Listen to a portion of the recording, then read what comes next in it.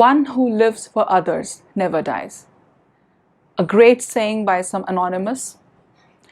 While there are people among us who consider that once they reach the age of 60, once they get retired, they live their life for themselves. While there are few who consider that after retirement, they will live their life for others, because throughout their life they have lived for themselves, for their family. Such a person, such a selfless person was Dr. K.K. Agrawal. Dr. K.K. Agrawal's sudden demise has shocked the entire nation.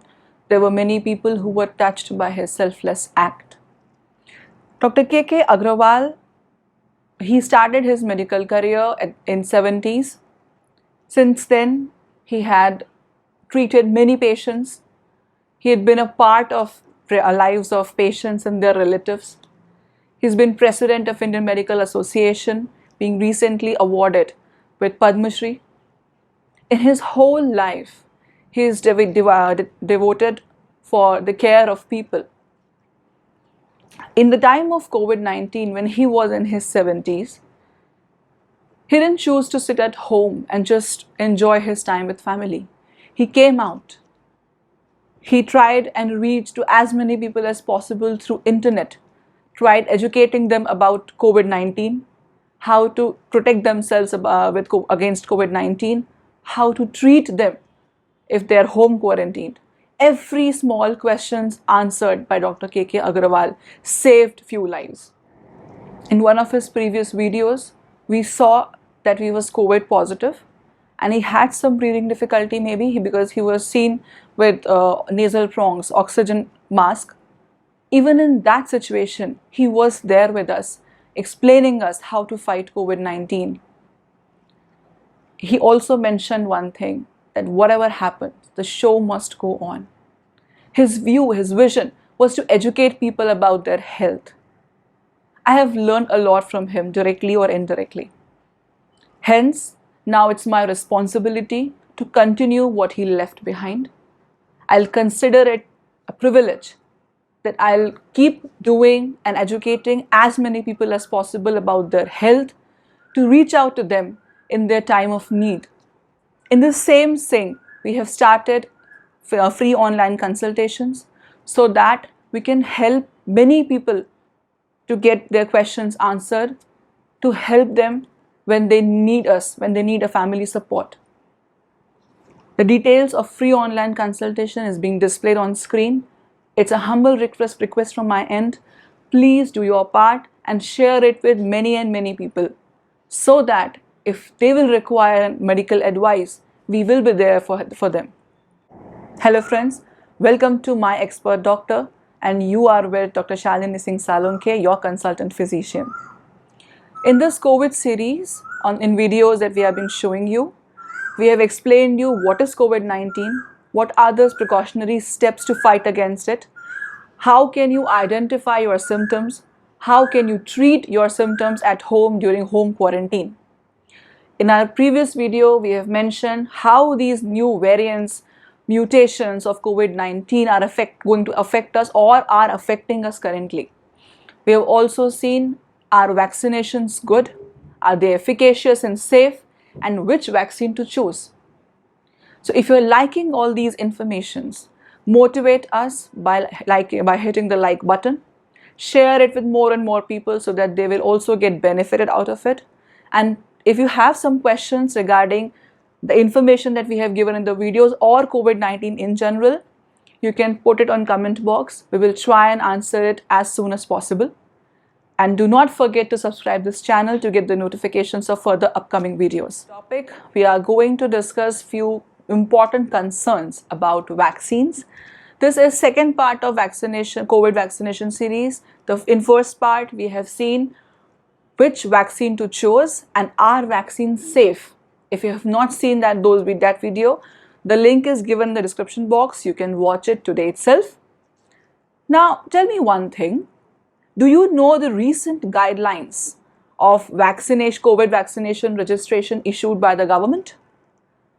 If you have certain special health conditions, like you are on blood thinners, you are diabetic, you have blood pressure problems, Are you aware what precautions you need to take before going for vaccination?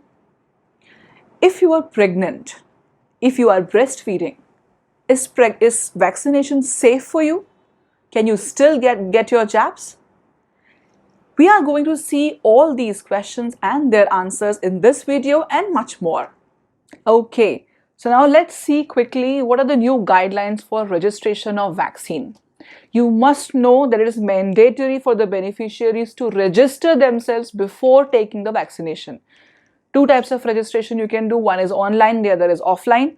Online registration can be done through CoWIN portal, and offline is on the spot. Offline is available for government and online is available for the private institutes. If you are going to the private hospital, online registration is compulsory. If you are going to the government, 50% slot will be reserved for the online, 50% for the offline, but registration is necessary. Now, how to make an online appointment and registration? For that, you will require, once you will enter through the CoWIN portal, you have to enter your name, give the birth details, as well as you have to give a photo ID proof. That photo ID proof can be either of your Aadhaar card, driving license. The entire list of documents will be shared with you on screen. Apart from that, with one mobile number, you can register 4 family members of yours and each individual will require a different ID proof. Now, after registration, you will be asked to select either from the PIN code number or from the district. You can select for your nearby COVID vaccination centers. You can select a slot. After slot selection, you will be given an OTP for confirmation of the registration. After that, your slot will be confirmed and the SMS will be sent to your registered mobile number. If your online pre-registration is not working, you can contact your government healthcare worker in the nearby area. He'll provide you information about the nearby COVID vaccination centers as well as will help you for your registration, appointment, verification as well as your vaccination. He'll help you throughout the things. Now, one note I would want to give you, whatever photo ID proof you are taking for registration, while vaccination, you have to use the same ID proof. You have to take it with you, otherwise the vaccination will not be provided. Once you are done with both the doses of vaccination, a QR code based certificate will be issued on your phone, on your registered mobile number, which you can use as a proof of vaccination later on. Now, moving to the next question.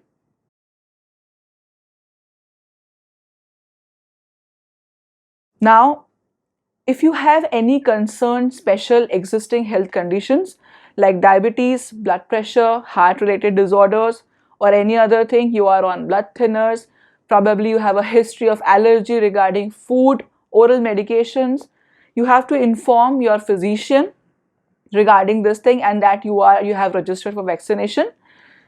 You have whatever precaution they'll ask you to follow, you have to do that. For allergies, you can also take antihistaminics 2 days before and 3 days after vaccination.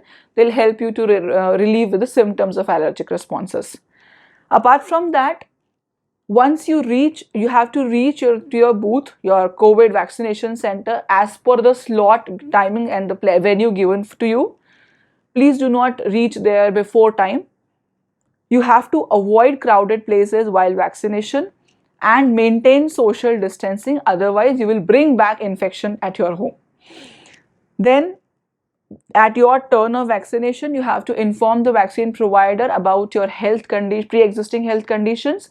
You have to mention about the regular medicines you are taking, specifically if you are taking some blood thinners. Apart from that, if you have a previous history of food, oral medication allergy or some vaccination allergy, you have to inform the vaccine provider then and there. Now, what to do after vaccination? So once you have received your jab, you have to wait there for 15 to 30 minutes as per the information given by your vaccine provider. Then you have to be aware of the symptoms of anaphylaxis or hyperacute allergic reactions, which I just mentioned you in the previous video. If you feel like you are having breathing difficulty, chest tightness, swollen lips, or you have rashes all over your body, you are feeling giddy, you have to inform your vaccine provider promptly, and if necessary, they will give you epinephrine shot to relieve the symptoms, although this is very rare to happen. Once your 15-13 minutes of waiting is over, you can proceed to your place, your home, but only after following all precautionary steps. Now, moving on to the next question. If you have some special health conditions, are these vaccines safe for you? So now let's see, if you are a heart patient, if you have obesity, if you have diabetes, chronic lung condition, or you have any liver or the liver disease or liver condition, vaccine is absolutely safe for you. This vaccination will provide you immunity as equal as it's going to give to the youngsters or those with no comorbidities. There is no additional risk if you are taking this vaccination. The patients with these comorbidities are targeted as high priority group for the vaccination because the risk of acquiring infection of COVID-19 and getting severely affected by it is more in people with these comorbidities. So please don't worry about anything. Don't listen to other things which have no scientific data. Go and take your vaccination. Now, people who are on blood thinners. Blood thinners basically are of two categories: anticoagulation, antiplatelets. Anticoagulation means what? If you are receiving heparin, warfarin, enoxaparin kind of blood thinners. If you are on these kind of blood thinners, firstly, you need to consult your physician as soon as you decide about your vaccination. Tell them that you are going to take these vaccination. You have your INR levels. It's a blood test which we usually do to see the coagulation status of our body. Your blood test of INR should be in the acceptable range and your dose of anticoagulation should be stable for a while. Only then you will go for your vaccination. Once you reach the vaccination center, you have to inform vaccine provider about these medications that you are on. You might get a little more bleeding at the site of injection, but the vaccine provider and the center will take care of it, so don't worry about it. If you are on antiplatelet kind of blood thinner, like aspirin, clopidogrel, you don't have to worry much. All you are going to get is a little more bruise on your injection site. It may last longer, but nothing more apart from that. But yes, you have to inform the vaccine provider about this aspirin and clopidogrel kind of medications. If you are immunocompromised or you are on immune modulator drugs, that is, you are taking certain medications which is reducing your immune system or immunity levels. People who have cancers, who are on transplant or who have received transplant years back and are still on immune modulators come under this category. For such patients, Covishield, Moderna, Pfizer, these vaccines are safe, but Covaxin has mentioned in its data sheet that such people are not advised to take Covaxin as COVID-19 vaccination. And one more thing, definitely you will receive a bit low immunity compared to the other people. That's definitely because your immune system is much weaker compared to the normals. But still, at least getting something is better than getting nothing. So do not hesitate to go discuss this with your physician and take the vaccination. Now, our category of pregnant females and lactating mothers. To tell you the truth, when we started clinical trials on vaccine, we usually don't involve or make pregnant females or lactating mother as part of the trials because you are high risk and we don't want to expose you to something which we are not sure of. So earlier there was no data available for pregnant ladies whether vaccination is safe for them or not. But recently, US, UK and other foreign countries, they have done some trials on pregnant ladies as well, and they are saying that vaccines are completely safe for you. Although in India, we don't have such data. So I will leave it to you and your obstetrician or gynecologist. You have to sit with them, discuss about risk and benefit ratio, and they will guide you regarding your vaccination.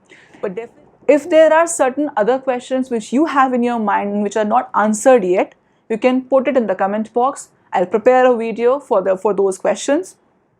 If you have some doubts regarding these questions which we have just discussed, you can also put those questions in the comment box. We will answer that. So till then, stay safe and stay happy at your place.